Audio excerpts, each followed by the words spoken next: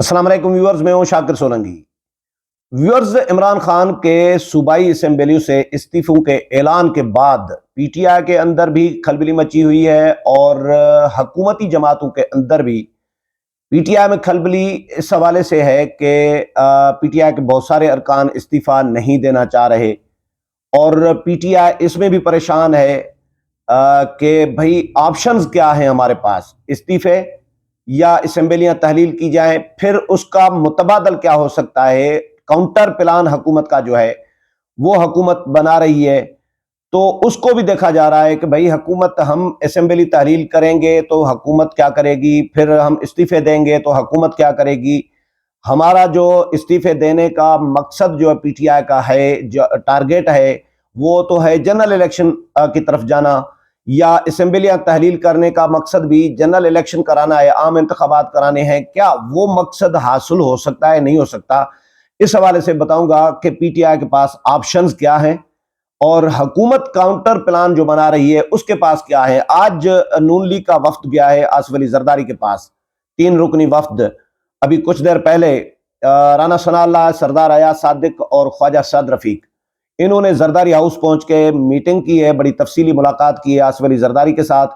और इस पर जो मुख्तलिफ ऑप्शंस हुकूमत के पास हैं, इन पर गौर किया गया है। और स्पेशली कौमी असम्बली के हवाले से, कौमी असम्बली के जो मेंबरान ने इस्तीफे दिए हैं पीटीआई के अरकान ने, जिनमें से कुछ के तो इस्तीफे मंजूर हो चुके हुए हैं, 11 मेंबरान के, लेकिन 11-12 के, लेकिन उसके बाद बाकी मेंबरान के इस्तीफों का क्या करना है, इस पर भी मुशावरत की जा रही है कि इनको थोड़े थोड़े करके, हुकूमत ने एक नया प्लान बनाया है कि भाई इनके थोड़े थोड़े, यानी 25-30 का अभी हुकूमत ने टारगेट रखा है कि 25-30 हल्के इनके खाली करा दिए जाएं, उस पर इलेक्शन करा दिया जाए, ताकि कल एतमाद का वोट लेने का जरूरत पड़ जाए हुकूमत को, वजीर आजम को, तो फिर हमारे पास बंदे तो पूरे हों, इतना तो हो मार्जिन हमारे पास।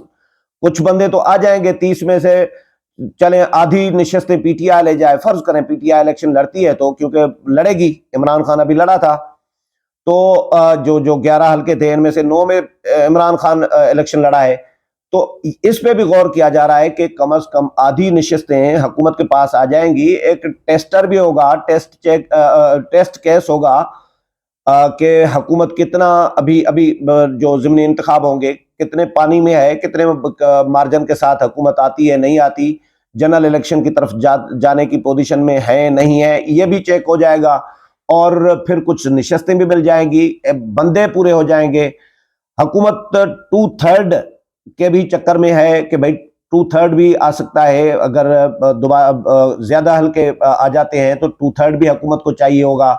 हुकूमत बहुत सारी कानून साजी भी ऐसी करना चाह रही होगी जिसके लिए 2/3 मेजॉरिटी की जरूरत पड़ सकती है। तो ये सारे ऑप्शंस जो है हुकूमत गौर कर रही है। तो राजा परवेज अशरफ को भी, स्पीकर कौमी असेंबली को भी जरदारी साहब ने बुला लिया, जरदारी हाउस, अभी कुछ देर पहले।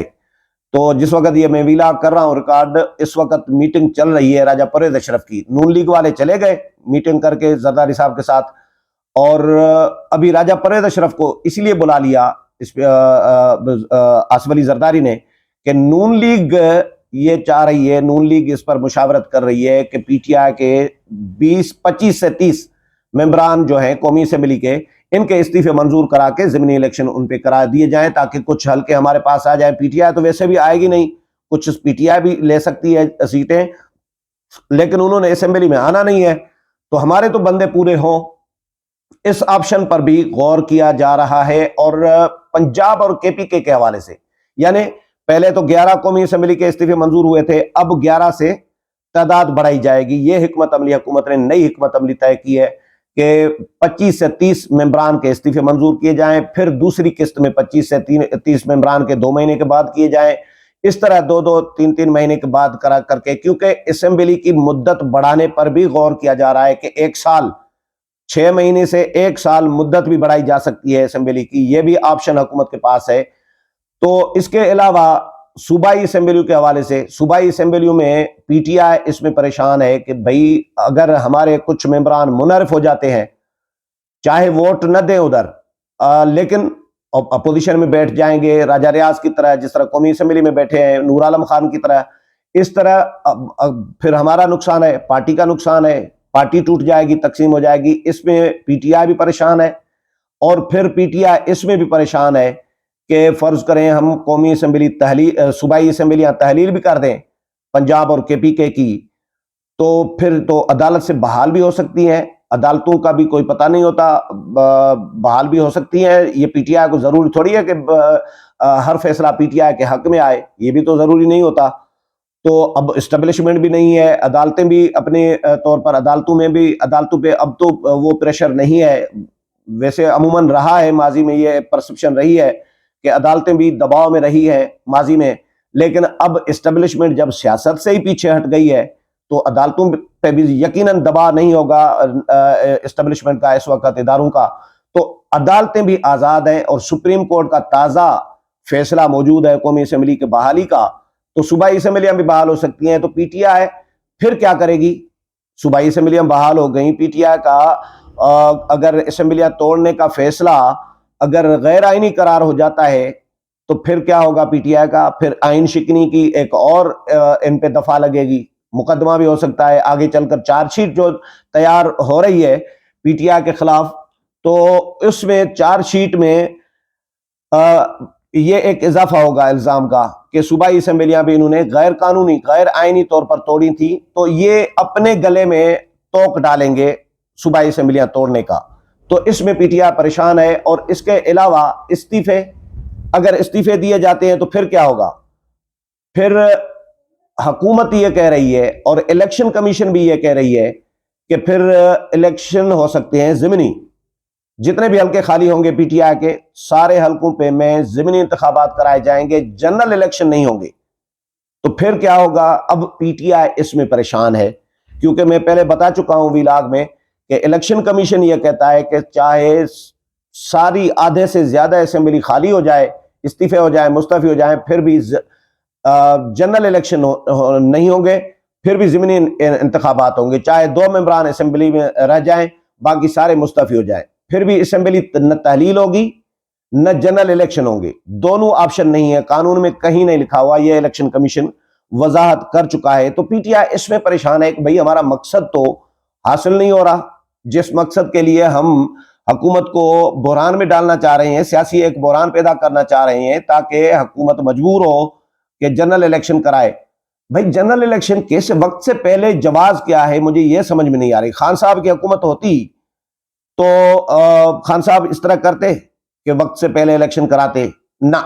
खान साहब कहते कि भाई मुझे तो सारी जिंदगी हुकूमत चलाने दे, तो लेकिन दूसरे कर रहे हैं हुकूमत, नून लीग कर रही है हुकूमत, मौलाना फजल रहमान कर रहा है, आसिफ अली जरदारी और पीपल्स पार्टी कर रही है। तो ये क्यों कर रहे हैं? ये अपनी असेंबलियां तोड़ने का जवाज नहीं है कोई माकूल, जो कानूनी लीगली जवाज होता है। एक अदालतें भी ये देखेंगी कि भाई जवाज क्या है, सिर्फ अपनी खुंदक निकालनी है इमरान खान ने कि भाई इनको, क्योंकि ये चोर हैं, डाकू हैं, खुद बड़े पारसा हैं, दूध के धुले हुए हैं, वो सबको पता है इमरान खान का। तो इमरान खान साहब अपनी खुंदक निकालने के लिए असेंबलियां तोड़ना चाह रहे हैं। तो लेकिन परेशान इसमें यकीनन है। मैंने जो तजिया अपना किया है, जायजा लिया है, मेरी नजर में इमरान खान के पास ऑप्शंस महदूद हैं, बहुत कम ऑप्शंस हैं, और जितने भी ऑप्शंस हैं वो नाकाम होने वाले ऑप्शन हैं। जो मुझे नजर आ रहा है, जो सियासी एक रिपोर्टर के तौर पर, जर्नलिस्ट के तौर पर, मुझे ये नजर आ रहा है कि इस्तीफे देंगे फिर भी इनका मकसद इनको हासिल नहीं हो रहा, असेंबली तहलील करेंगे फिर भी ये कामयाब नहीं होंगे, ये मेरा दावा है। और जो मेरे व्यूअर हैं ये मेरे जुमले याद रख लें, यही होगा। असेंबलियां भी बहाल होंगी अगर तहलील कर देते हैं, और अगर इस्तीफे देते हैं तो ज़मीनी इलेक्शन होंगे, जनरल इलेक्शन नहीं होंगे। हाँ, हुकूमत अब इसमें सोच रही है, आज जो गए थे नून लीग का वफ्द 3 रुकनी गया था, इस पे गौर कर रही है। एक कौमी असेंबली का बताया और दूसरा गवर्नर राज के निफाज के हवाले से, क्योंकि दोनों सूबों में गवर्नर तो हैं इनके, नून लीग का पंजाब में बलीगुर रहमान, गुलाम अली JUI के हैं, KPK के गवर्नर हैं। तो अब दोनों सूबों में गवर्नर्स तो इनके लगे हुए हैं। गवर्नर्स का यकीनन रोल है इसमें, अब क्या तरीक़ेकार बनेगा, लेकिन इस पे मुशावरत की जा रही है कि गवर्नर तहलील असेंबली करें परवेज़ इलाही। अच्छा, परवेज़ इलाही को भी इंगेज करने पर गौर किया जा रहा है कि परवेज़ इलाही वापस आ सकते हैं। परवेज़ इलाही इमरान खान के चचाज़ाद नहीं है। इमरान खान के हवाले से नेफियां बदलने की बात की थी, और परवेज़ इलाही ने अभी रिसेंटली पीटीआई के वज़ीर आला बनने से पहले तो नेपिया पता नहीं क्या जुमला कहा था कि ये जब तक ये बदलते रहे इमरान खान की, तब तक एस्टेब्लिशमेंट के लिए कहा था, तब तक एस्टेब्लिशमेंट ठीक थी। अब इमरान खान उनके खिलाफ हो गए हैं, लेकिन परवेज़ इलाही इत्तेफाक से उनके पास चले गए, इमरान खान के पास। अब परवेज़ इलाही को वापस किया जा सकता है, इस ऑप्शन पर भी गौर किया जा रहा है। वज़ीर आला कौन बनेगा, परवेज़ इलाही बनेगा या पीपल्स पार्टी को दिया जाए, ये तमाम ऑप्शंस जो है वो नून लीग और पीपल्स पार्टी में ज़ेरे गौर है। इस मकसद के लिए मुलाकातों का सिलसिला जारी है। उम्मीद है प्रोग्राम पसंद आया होगा। अगले प्रोग्राम में फिर मुलाकात होगी, तब तक इजाज़त चाहता हूँ। अल्लाह हाफ़िज़।